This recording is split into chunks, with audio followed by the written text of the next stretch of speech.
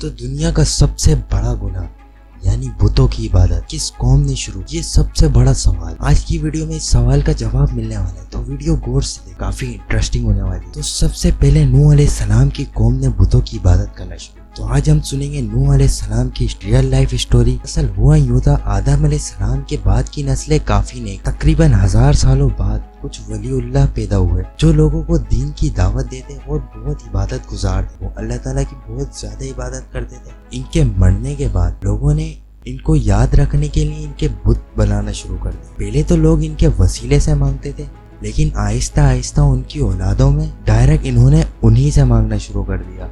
5 मशहूर बुत थे, वुद, सुआ, यागूस, याऊक और नसर।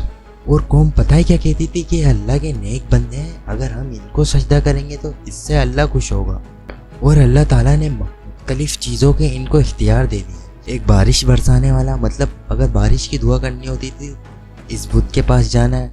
और एक औलाद देने वाला, और अगर औलाद किसी को चाहिए होती थी तो इस बुत के पास जाना है। और एक रिस्क देने वाला, और वगैरह वगैरह और सी खुराफातें इनके जहन में आ गई थी।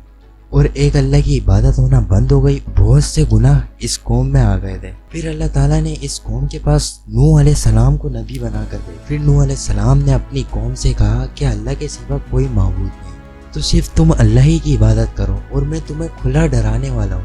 अगर तुमने मेरी बात नहीं मानी तो मुझे तुम्हारे ऊपर दर्दनाक अजाब कर दूंगा।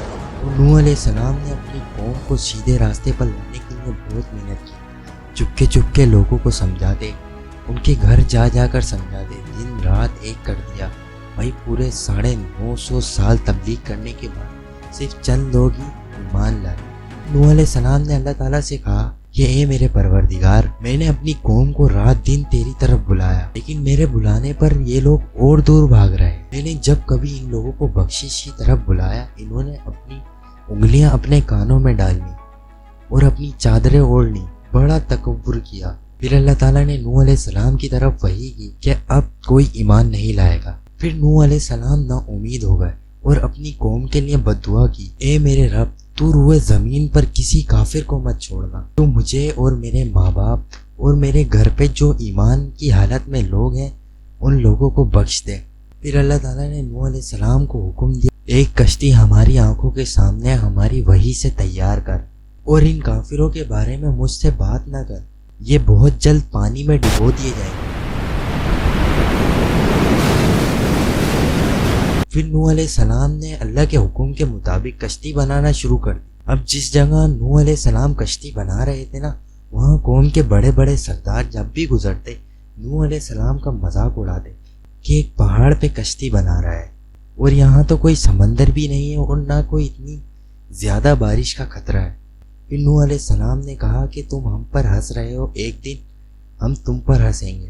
नूह अलैहिस्सलाम ने बहुत सालों की मेहनत के बाद एक बहुत बड़ी कश्ती तैयार कर दी जिसके 3 फ्लोर थे ऊपर से भी। और इस कश्ती का डिजाइन कुछ ऐसा था कि ये जैसे नीचे से पैक की गई थी ना, वैसे ही ऊपर से भी भाई इसकी छत बना दी गई थी लकड़ी और पट्टों से। फिर अल्लाह ने नूह अलैहिस्सलाम से कहा, अपने साथियों को और जमीन पर बसने वाले तमाम जानदारों का एक एक जोड़ा लेकर कश्ती में सवार हो जा। फिर जब सब लोग कश्ती में सवार हो गए तो अल्लाह ताला ने आसमान और ज़मीन से पानी खोल दिया और फिर एक बहुत बड़ा तूफान आया और इस ज़मीन पर बसने वाले तमाम जानवर, इंसान, चरिंद परिंद सब उस तूफान में गर्क हो गए। और जो बाकी बचे थे ना, सिर्फ कश्ती वाले थे। इनफैक्ट नूह अलैहिस्सलाम का अपना बेटा भी।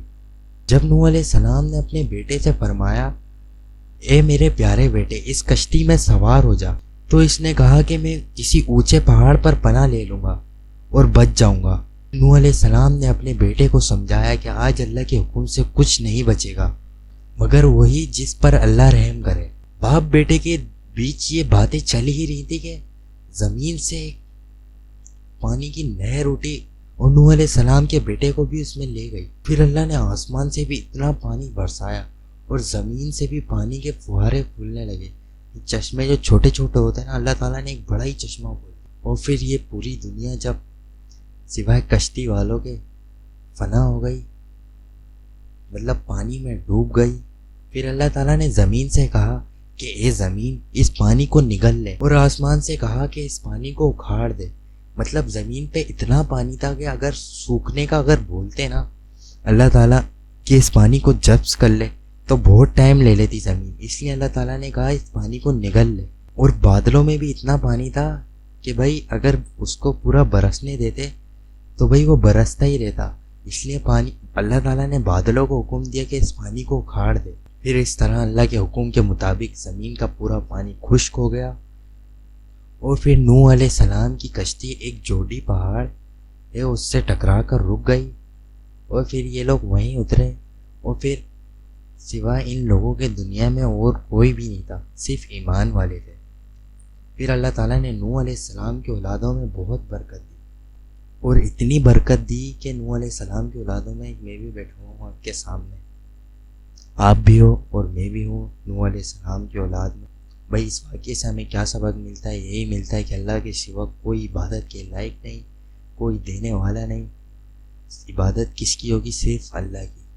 اور اس ویڈیو کو لائک کرو، شیئر کرو، اگر پروفٹ اسٹوریز میں تمہیں ذرا سا بھی انٹرسٹ ہے نا تو بھائی ویڈیو کو چینل سبسکرائب لازمی کر دینا۔ بھائی تم لوگوں کے کون سا پیسے لگنے ہیں یار، میری اتنی محنت پہ تم ایک لائک کر دو گے نا تو بھائی دل بھاگ بھاگ ہو جائے گا، اور کانفیڈنس میرے اندر اور بھی بڑھے گا۔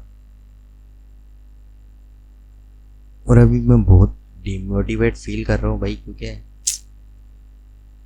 اتنی محنت کر کے ویڈیو بناؤ اور ویوز نہیں آئے نا تو تم لوگ بہت ٹینشن ہوتی ہے۔ بھائی سبسکرائب کرو، اور بھائی پلیز یار، اللہ تعالیٰ کے سوا کوئی عبادت کے لائق نہیں، وہ اکیلا ہے، اس کا کوئی شریک نہیں، اور حضرت محمد صلی اللہ علیہ وسلم اس کے بندے اور رسول ہیں، یعنی آخری نبی جن کی ہم امت ہیں، سمجھ لو۔